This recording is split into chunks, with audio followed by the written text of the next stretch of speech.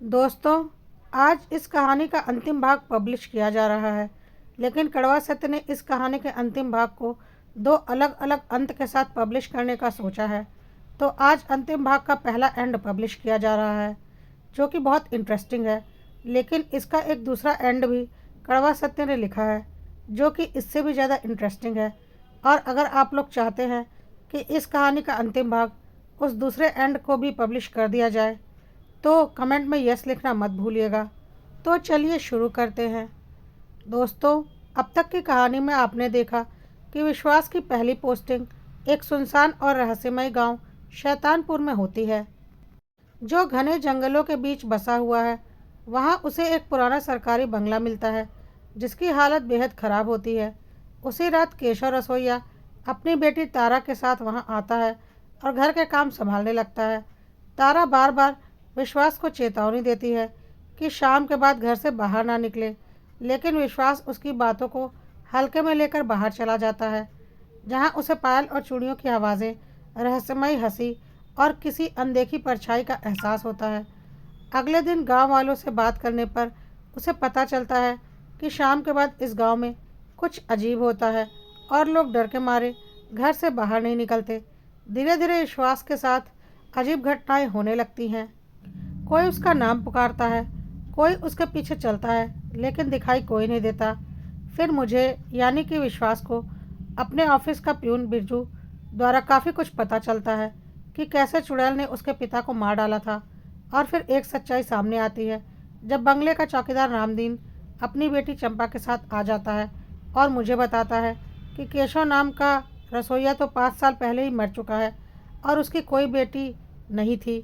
यह सुनकर मेरे यानी विश्वास के पैरों तले ज़मीन खिसक जाती है, क्योंकि जिस तारा के साथ मैं रह रहा था वह आखिर कौन है। चंपा और रामदीन मुझे बताते हैं कि तारा कोई साधारण लड़की नहीं है, बल्कि एक चुड़ैल है जिसने मुझे अपने मोहपाश में बांध लिया है। मेरी कलाई में बंधा लाल धागा भी उसी चुड़ैल का जाल है, जिससे अब मैं आसानी से नहीं निकल सकता, वरना मैं मर जाऊंगा। डर के मारे विश्वास यानी कि मैं उनकी मदद मांगता हूँ और तीनों मिलकर उस चुड़ैल का सामना करने के लिए वापस बंगले की ओर लौटते हैं। बाहर से सामान्य दिखने वाली तारा का असली रूप का राज अभी खुलना बाकी था। आइए देखते हैं आगे क्या हुआ। अब मैं, विश्वास, बंगले का चौकीदार रामदीन, उसकी बेटी चंपा और रसोइया बन के आया केशव और उसकी बेटी तारा, जो कि शायद एक चुड़ैल थी। हम सब अब उस घर में एक साथ थे और एक दूसरे से सामान्य व्यवहार कर रहे थे। तारा को हम लोगों ने थोड़ा भी भनक नहीं लगने दिया था कि हम जान चुके हैं कि वह एक इंसान नहीं बल्कि एक चुड़ैल है। मुझे अंदर ही अंदर घबराहट हो रही थी, लेकिन रामदीन और चंपा मेरे साथ थे तो थोड़ा मुझे ढांढस था। खैर, चंपा और तारा मिलकर रसोई संभाल रही थी और एक दूसरे से घुल मिलकर बातें कर रही थी। मुझे बहुत हैरानी हो रही थी, क्या चंपा को बिल्कुल भी डर नहीं लगता? वह जानती है कि तारा एक चुड़ैल है, फिर भी उससे एक सखी की तरह बातें कर रही है। और रामदीन भी सामान्य तरीके से बंगले के बाहर साफ सफाई के कामों में लगा हुआ था। मेरी हालत ख़राब हो रही थी। फिर मैं अपना खाना लेकर ड्यूटी के लिए जाने लगा। रामदीन ने इशारों इशारों में बोला, साहब जी, थोड़ा सावधान रहना। आपको पता है चुड़ैल हमारे आसपास ही है और वह कभी भी कुछ भी कर सकती है। मैंने भी उससे बोला, हाँ मैं सावधान रहूँगा, और मैं ऑफिस के लिए निकल गया। मैंने मन ही मन ठान लिया था बस किसी तरह से इस चुड़ैल तारा से पीछा छूटे, फिर मैं यह नौकरी ही छोड़ दूंगा। यहाँ तो मैं किसी कीमत पर नहीं रहने वाला। ये कहाँ आकर फंस गया हूँ मैं। और अपने हाथों में बंधे उस धागे को मैं लगातार देख रहा था।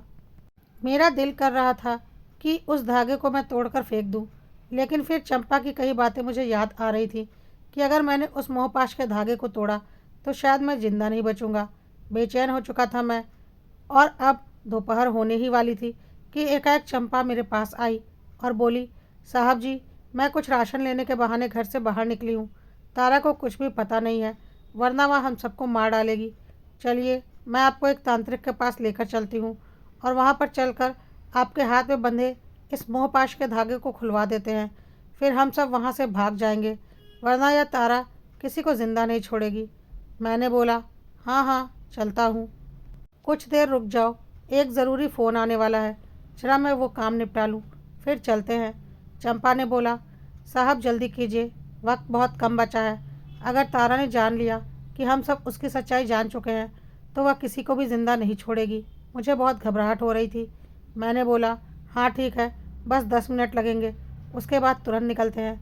मैं खुद जल्द से जल्द इस जंजाल से मुक्त होना चाहता था और इस शैतानपुर गांव से भाग जाना चाहता था, दूर, बहुत दूर। चंपा ऑफिस के बाहर बैठकर इंतज़ार करने लगी। रामदीन भी उसके साथ था। बिरजू मुझे हैरानी से देख रहा था। मैंने बिरजू को कुछ भी बताना ज़रूरी नहीं समझा, क्योंकि वह तो पहले से ही काफ़ी डरा हुआ रहता था जब से उसके पिता के साथ ऐसा हादसा हुआ था। कि तभी ऑफिस का फ़ोन बजा। मेरा एक ज़रूरी कॉल आने ही वाला था। मैंने तुरंत ही फ़ोन उठाया और फिर मैंने कुछ ऐसा सुना कि यकीन नहीं हुआ। फ़ोन तो मेरे ऑफिस से आने वाला था, लेकिन फ़ोन पर केशव था। वही केशव जो रामदीन और चंपा के हिसाब से 5 साल पहले ही मर चुका था। वही केशव रसोइया जिसकी बेटी तारा चुड़ैल मेरे घर में मेरे लिए खाना बना रही थी। मुझे यकीन नहीं हुआ, यह सब कुछ क्या हो रहा है। केशव ने बोला, साहब जी, मेरा काम हो गया है और मैं आज शाम तक घर पहुंच जाऊंगा। आपको परेशान होने की बिल्कुल भी ज़रूरत नहीं है। और चौकीदार माधव से भी बात हो गई है। उसकी माँ की तबीयत भी अब ठीक है। कल तक वह भी आ जाएगा। मैं हैरान था। मैंने कहा, केशव, तुम्हारा काम हो गया? तुम आज शाम तक आ रहे हो? केशव ने बोला, हाँ, मैं आ रहा हूँ आज शाम तक। मैंने तो पहले ही बोला था कि मेरा ज़रूरी केस मुकदमे का काम है। काम जल्दी निपट गया तो मैं आ रहा हूँ। और मैंने बोला, और माधव चौकीदार? तो केशव ने बोला, हाँ, माधव चौकीदार, जो उस बंगले का चौकीदार है। मैं थोड़ा हैरान हो रहा था। मैंने कहा, लेकिन यहाँ तो रामदीन नाम का चौकीदार आ चुका है। केशव ने बोला, क्या बोल रहे हो साहब? रामदीन? रामदीन चौकीदार? अरे ये कैसे हो सकता है? अभी केशव बात कर ही रहा था कि फ़ोन कट गया। मुझे कुछ समझ में नहीं आया और तब तक चंपा आ गई और बोली, साहब जी, जल्दी करो, नहीं तो तांत्रिक बाबा चले जाएंगे। फिर आप इस मोहपाश के धागे से कभी बाहर नहीं निकल पाएंगे और वह चुड़ैल तारा आपको अपने साथ अपने लोक में लेकर चली जाएगी। मैंने भी घबराकर जल्दी से फ़ोन रख दिया और चंपा से बोला, हाँ चलो, जल्दी चलो। मुझे इस नौकरी से ज़्यादा अपनी जान की फ़िक्र है। मुझे हर हाल में इस धागे को अपने से अलग करना है और मैं खुद को सुरक्षित करके इस गांव से बहुत दूर जाना चाहता हूँ। मैं और चंपा और रामदीन के साथ उस तांत्रिक के घर की तरफ चल पड़े, जो कि शायद जंगलों के बीच में था। मन बहुत घबरा रहा था, पता नहीं क्या होने वाला है। थोड़ी ही देर में चंपा और रामदीन मुझे जंगलों के बीच में बने एक छोटे से झोपड़े में ले गए, जिसके अंदर का माहौल बहुत अजीब था। अजीब सी बदबू आ रही थी अंदर से। अंदर घुसते ही चारों ओर गंदगी थी, मरे हुए जानवरों के शरीर पड़े हुए थे और भी बहुत कुछ था। मुझे कुछ समझ में नहीं आया। चंपा ने इशारों इशारों में कहा, कोई बात नहीं, यह तांत्रिक ऐसे ही हैं और इसी तरह से यह तंत्र विद्या करते हैं। अगर आपको चुड़ैल तारा द्वारा बांधे गए इस मोहपाश के धागे से मुक्त होना है तो इनकी ही मदद लेनी पड़ेगी। इनके अलावा कोई आपको उस धागे से मुक्त नहीं करा सकता। मुझे तो हर हाल में तारा द्वारा बांधे गए उस मोहपाश के धागे से मुक्त होना था। मैं तांत्रिक के आगे बैठ गया। तांत्रिक ने मेरी ओर देखा। बहुत अजीब सा दिख रहा था वह, बिल्कुल डरावना। मुझे समझ में नहीं आ रहा था मैं क्या करूं। चंपा और रामदीन मेरे पीछे ही खड़े थे। तांत्रिक ने एक हड्डी उठाई। उसने उस हड्डी का अगला सिरा चाकू की तरह नुकीला बना रखा था। उस हड्डी पर उसने अपने पास पड़े जानवर के खून से कुछ किया और फिर मेरे हाथ में बंधे उस धागे की तरफ उस हड्डी के बने चाकू को बढ़ाने लगा। मेरा मन अजीब सा हो रहा था, लेकिन कुछ भी हो, मुझे उस चुड़ैल तारा के बांधे उस मोहपाश के धागे से मुक्त होना था। मैंने अपना हाथ तांत्रिक की ओर बढ़ा दिया ताकि वह आराम से उस धागे को काट सके, और तांत्रिक उस हड्डी से बने चाकू से उस धागे को काटने ही वाला था कि तभी तारा और केशव वहां आ गए। उन्हें देखकर मेरी हालत खराब हो गई और मैं डर के मारे चंपा और रामदीन का हाथ पकड़कर पीछे की ओर सरक गया। मैंने बोला, तारा, मुझे छोड़ दो। मैंने तुम्हारा क्या बिगाड़ा है? तुम क्यों मुझे अपने साथ चुड़ैलों के लोक में ले जाना चाहती हो? मैं तो यहाँ सिर्फ अपनी नौकरी करने आया था ना। तुम क्यों मुझे मारना चाहती हो? क्यों मुझे इस मोहपाश के धागे में बांध रखा है तुमने? मुझे मुक्त कर दो इस धागे से। मैं तुम्हारे साथ तुम्हारे लोक में नहीं जाना चाहता। कहकर मैं चंपा और रामदीन के साथ पीछे की ओर सरकता जा रहा था और तारा मेरे सामने खड़ी थी। साथ में केशव भी था। तारा के हाथ में एक अजीब सी तलवार थी, जिसे देखकर मुझे काफ़ी डर लग रहा था। मुझे कुछ समझ में नहीं आ रहा था ये सब कुछ क्या हो रहा है। तभी चंपा ने बोला, अरे साहब जी, जल्दी से इस धागे को कटवाओ, वरना यह तारा हम में से किसी को जिंदा नहीं छोड़ेगी। इसने आपको पूरी तरह से अपने काबू में कर लिया है और फिर यह हम दोनों को भी मार डालेगी। जल्दी करो। और चंपा ने मेरा हाथ पकड़कर उस तांत्रिक की तरफ बढ़ा दिया और तांत्रिक अपने चाकू से उस धागे को काटने ही वाला था कि तभी केशव चिल्लाया, साहब जी, ये धागा मत कटवाना, वरना आप इस चंपा चुड़ैल के चंगुल में फंस जाओगे। और तभी तारा ने बोला, साहब जी, चुड़ैल मैं नहीं हूँ, चुड़ैल यह चंपा है और मैंने आपकी सुरक्षा के लिए आपको एक बहुत सिद्ध पंडित द्वारा दिए गए सुरक्षा कवच के धागे से आपके हाथ को बांधा था, जिसे यह चंपा चुड़ैल निकाल नहीं पाई। और अगर इसके सामने आप उस धागे को निकाल कर फेंकते तो भी यह चंपा चुड़ैल और इसका यह साथी रामदीन, इनके शरीर के टुकड़े टुकड़े हो जाते और यह वहीं पर खत्म हो जाते। इसलिए यह आपको यहाँ पर लेकर आई है, अपने चुड़ैलों के इस तंत्र विद्या के जाल में, ताकि अपने चुड़ैलों के इस साथी तांत्रिक की शक्ति और इसकी मदद से यह इस सिद्ध धागे को आपके हाथ से अलग करवा सके और आपको अपने लोक में लेकर जा सके। चुड़ैल मैं नहीं हूँ, चुड़ैल यह चंपा है। मैंने चंपा का हाथ पकड़ रखा था, मुझे कुछ समझ में नहीं आ रहा था और सामने तारा खड़ी थी। अब मैंने डरते हुए चंपा और रामदीन की ओर देखा, लेकिन चंपा की आंखों में आंसू थे। वह बोल रही थी, साहब जी, आपको जो सोचना है सोचो, लेकिन मैं इस तारा चुड़ैल के हाथों आपको मरने नहीं दूंगी। यह आपको अपने साथ अपने लोक में लेकर जाना चाहती है और यह कभी नहीं चाहती कि आप इसके द्वारा बांधे गए इस मोहपाश के धागे को अपने हाथ से अलग करो, वरना आप इसके चंगुल से आज़ाद हो जाओगे। मैं बोल रही हूँ ना, यह तारा ही चुड़ैल है। आप जल्दी से जल्दी इस धागे को कटवा लो। केशव ने बोला, साहब जी, इस बंगले का चौकीदार रामदीन नहीं है, माधव है। रामदीन तो आज से 5 साल पहले ही मर चुका था और तभी से माधव इस बंगले का चौकीदार है। यह रामदीन नहीं है, यह इस चुड़ैल का साथी है और यह चंपा चुड़ैल है, तारा चुड़ैल नहीं है। समझो साहब जी, हमारी बात समझो, आप बहुत बड़े खतरे में हो। मेरा दिमाग काम नहीं कर रहा था कि मैं क्या करूं, और तभी चंपा ने मेरा हाथ पकड़कर उस तांत्रिक की तरफ बढ़ा दिया और वह अपने उस हड्डी के चाकू से उस मोहपाश के धागे को काटने ही जा रहा था कि तब तक तारा तेजी से आगे बढ़ी और उसने मेरी तरफ तलवार से वार किया और कुछ ही देर में सब कुछ शांत हो गया, बहुत शांत। शायद मेरे जीवन का अंतिम वक्त आ चुका था। तारा चुड़ैल ने शायद मुझे तलवार से मार दिया था। थोड़ी देर के बाद मुझे कुछ दिखाई दिया, शायद मैं बेहोश हो गया था या शायद मैं मर चुका था या शायद तारा चुड़ैल मुझे अपने साथ अपने लोक में लेकर चली गई थी। आंखें खुली, सामने तारा थी। मैं हैरान था, मतलब तारा मुझे अपने साथ चुड़ैलों के लोक में लेकर आ गई। मैं हड़बड़ाकर तारा के हाथ जोड़ने लगा, तारा मुझे छोड़ दो, मैंने तुम्हारा क्या बिगाड़ा है, मुझे छोड़ दो। क्या मैं जिंदा हूँ या तुमने मुझे मार डाला? तारा ने बोला, साहब जी, होश में आओ, होश में आओ, कुछ नहीं हुआ है, सब ठीक है। देखो, आप जिंदा हो, सुरक्षित हो और मैं एक सामान्य लड़की हूँ।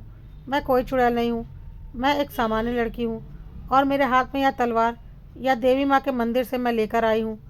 इस गांव की सुरक्षा के लिए देवी माँ के मंदिर में यह सिद्ध तलवार रखी हुई है, जिसे पुरोहित जी ने बहुत ही शक्तिशाली मंत्रों से अभिमंत्रित करके रखा है, ऐसे ही चुड़ैलों से सामना करने के लिए। मैं यह तलवार लेकर चंपा की तरफ बढ़ी थी, क्योंकि वह आपके हाथ में बंधे इस सुरक्षा कवच के धागे को अपने उस तांत्रिक साथी के साथ कटवाकर आपको अपने साथ अपने लोक में लेकर जाना चाहती थी, क्योंकि उस धागे के रहते वह आपका कुछ नहीं बिगाड़ सकती थी। और इसीलिए मैं देवी माँ का तलवार लेकर उसकी तरफ झपट पड़ी थी और देवी माँ के तलवार की शक्ति की वजह से वह सब यहाँ से भाग खड़े हुए, क्योंकि उन्हें पता था कि वह देवी माँ के तलवार की शक्ति का सामना नहीं कर पाएंगे और उस तांत्रिक साथी को हमने पकड़ रखा है। कहकर तारा ने मुझे तांत्रिक की ओर नज़र घुमाकर दिखाया। तांत्रिक को केशव ने पेड़ से बांध कर रखा हुआ था। केशव ने आगे बोला, साहब जी, हम लोग इंसान हैं, साधारण इंसान। मैं केशव इस बंगले का रसोइया हूँ और यह तारा मेरी बेटी है, लेकिन यहाँ का चौकीदार माधव है और वह आ ही रहा होगा, बल्कि शायद बंगले पर आ भी चुका होगा। और यह चंपा और रामदीन, ये लोग चुड़ैल थे जो आपको लेने आए थे और आप इनके झांसे में आ गए थे। जब मैंने आपको ऑफिस पर फ़ोन किया था और आपने बोला था कि आप रामदीन चौकीदार के साथ हैं, तभी मैं हैरान हो गया था, क्योंकि रामदीन चौकीदार तो 5 साल पहले ही मर चुका है और फिर फ़ोन कट गया था। मैंने तुरंत ही घर पर तारा को फ़ोन लगाया था और तारा से बात की थी, तो तारा ने मुझे बताया था कि बंगले का चौकीदार रामदीन और उसकी बेटी चंपा आए हुए हैं। तभी मैं समझ गया था और मैंने तारा को बताया कि बंगले का चौकीदार रामदीन 5 साल पहले ही मर चुका है और वह रामदीन के वेश में कोई और है जो साहब जी का नुकसान करना चाहता है, क्योंकि बंगले का चौकीदार तो माधव है। मैंने और तारा से बोला, साहब जी की जान खतरे में है, हमें उन्हें बचाना ही पड़ेगा। और तारा मंदिर से माता रानी का तलवार लेने चली गई और मैं भी जल्दी जल्दी यहाँ आ गया। हमें पता था कि वह चंपा आपको लेकर कहाँ आई होगी। इतने सालों से हम इस गांव में हैं और इस गांव की एक एक हरकत पर हमारी नज़र रहती है।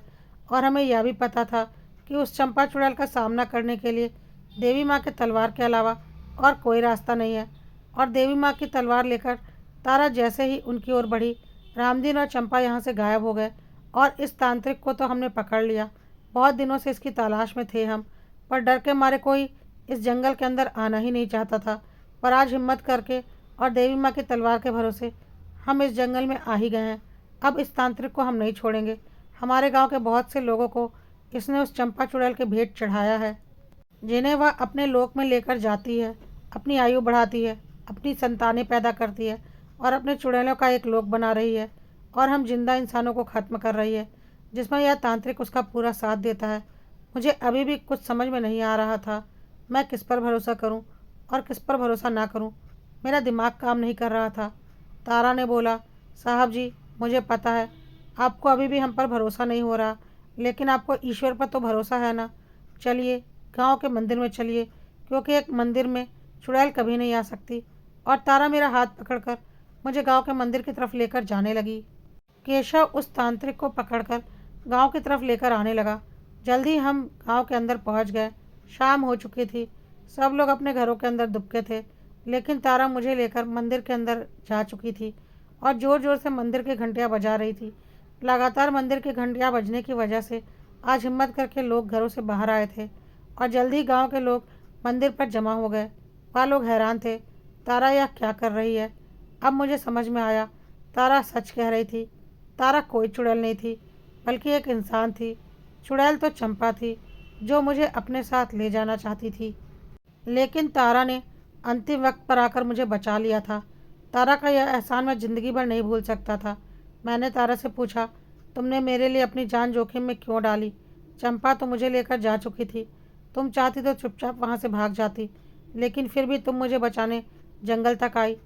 तारा मेरी आंखों में देख रही थी, उसकी आंखों में आंसू थे।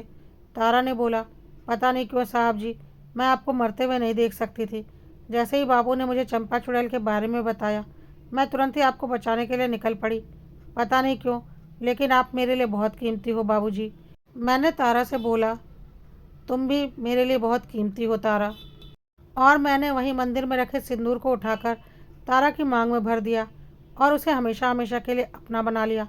गांव वाले भी तांत्रिक के पकड़े जाने से सुकून में थे, क्योंकि इस तांत्रिक की मदद के बिना शायद वह चुड़ैल इतनी आसानी से अब किसी को अपने साथ लेकर नहीं जा पाती, क्योंकि गांव में हर एक व्यक्ति के हाथ में वही सिद्ध धागा बंधा हुआ था, जिस पर कि अब मेरी नज़र गई थी। आज इस बात को 50 साल बीत चुके हैं। उस हादसे के बाद मैंने वह नौकरी छोड़ दी थी, क्योंकि अब मेरे पास शक्ति नहीं बची थी ऐसे और हादसों का सामना करने की। पता नहीं अगली पोस्टिंग कहाँ होती और वहाँ मेरा किससे सामना होता। इसलिए अपनी और अपने परिवार की सुरक्षा के लिए मैंने नौकरी छोड़ना ही सही समझा। लेकिन तारा आज भी मेरे साथ है, मेरी जीवन संगिनी बनकर।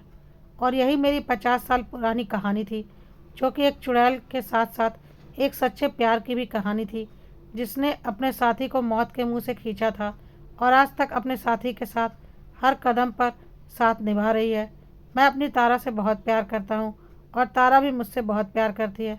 दोस्तों, आपको मेरी यह कहानी कैसी लगी, कमेंट में ज़रूर लिखिएगा। और अगर आप मेरी इस कहानी का एक दूसरा अंत भी चाहते हैं, जो इससे भी ज़्यादा इंटरेस्टिंग है, तो कमेंट में यस लिखना मत भूलिएगा। और अगर कहानी पसंद आई हो तो कड़वा सत्य को लाइक, फॉलो और सब्सक्राइब करना मत भूलिएगा।